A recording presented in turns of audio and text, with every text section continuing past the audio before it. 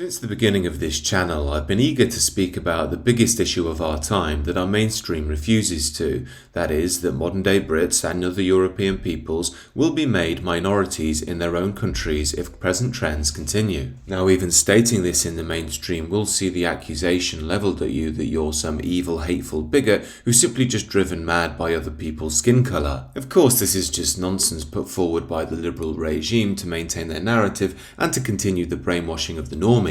As one of the main reasons I'm anti the mass immigration project is because I believe Africa belongs to the Africans, Japan to the Japanese. I think it's a terrible shame to see the world turned into a homogenized, soulless economic zone. Ironically enough, I think that means I'm pro-diversity in the global sense of the word.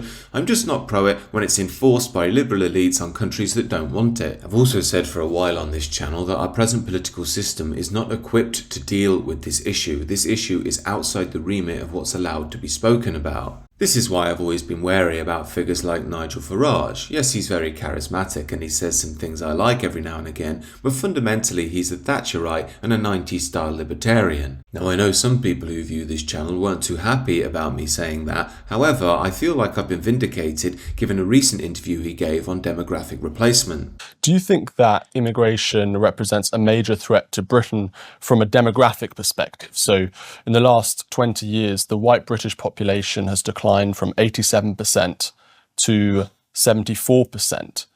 Is that a concern of yours? No, that's not a concern of mine. What is a concern of mine is, in many cases, the lack of integration. So essentially, Farage is saying he's not bothered if white Brits become a minority in our own country. To extrapolate that, he wouldn't even care if there were no white Brits anymore in Britain. After all, it's just simply about integration, right? You say you're not concerned about demographic changes in Britain, but we have seen the fastest and most rapid decline of the white British population ever experienced in British history.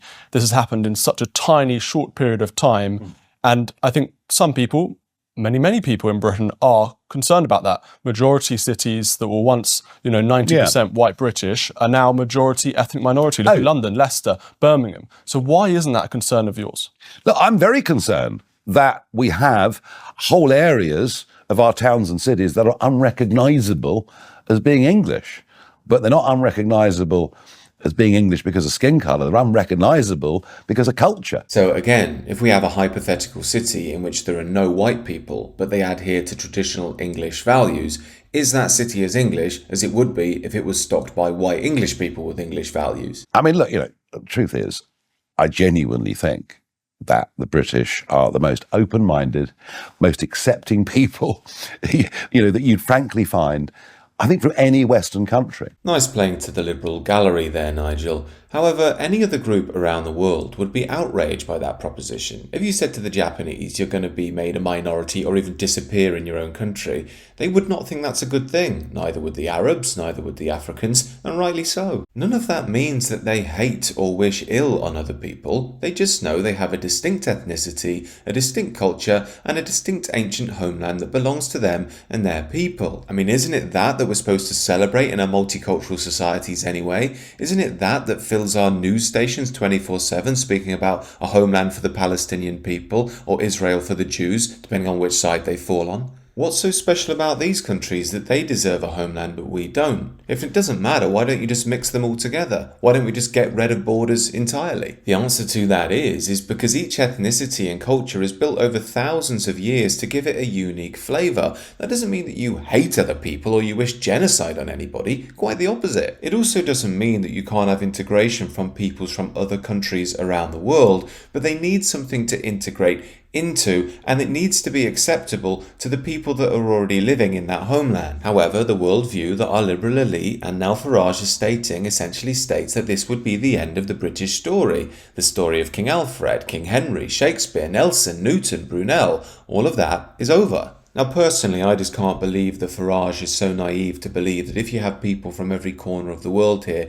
English and British culture won't change one bit. Culture is deep, it's in people's bones, people bring it with them and they don't want to let go of it, and fair enough. That Farage is doing this, though, says one very important thing to me. He knows many of his base think as I do. However, he wants to put a line in the sand to make himself palatable to the liberal mainstream. In essence, I think this is the beginning of his aim to lead the Tory party. He also said later in the same interview that hundreds of thousands of people are here illegally and should be deported, but mass deportations was not his ambition. But this doesn't make any sense. Farage has to pick a side. These are just the words of a career politician. What also doesn't make sense is Farage seemingly believes that we just have to morph the people that are already here from the third world into the post-racial enlightened liberal mindset. Now, as I've said before on this channel, I think many Brits were open to living like that in this post-racial context. However, it's a harsh truth that the people that have come here are heavily identified with their racial and ethnic groups and aren't going to let them go. I mean, can you imagine a government program to make black people and Indian people see beyond their race? After the post-colonial rhetoric that we've seen, they just see this as neo-colonialism and hate you even more. Further to that, we're in a situation where wokeism has poisoned the culture to make many people coming here think that we're the enemy, that our empire was pure evil and we deserve everything that's coming to us. This says that we will need a new leader and a new type of politics in the future to deal with the concerns of the British people. And just for any blue-haired liberals that have stumbled upon this video, there is no contradiction in believing that every man has a divine spiritual equality, but we manifest differently in this world. Cultures are unique and special, and they deserve to be kept that way. I say this because leftists often promote this idea of utopian equality, which makes them our moral betters, all while they live in the rich parts of towns where they don't have to deal with diversity. But there is also another path where you can value all men, all cultures around the world, all peoples, but also want to maintain your own. That's perfectly ethical, perfectly rational, in the grand scheme of things, much better for the social harmony in your country, for your continent, and the broader world. These are just my thoughts, however. Do let me know what you think down below, and do consider subscribing to the channel.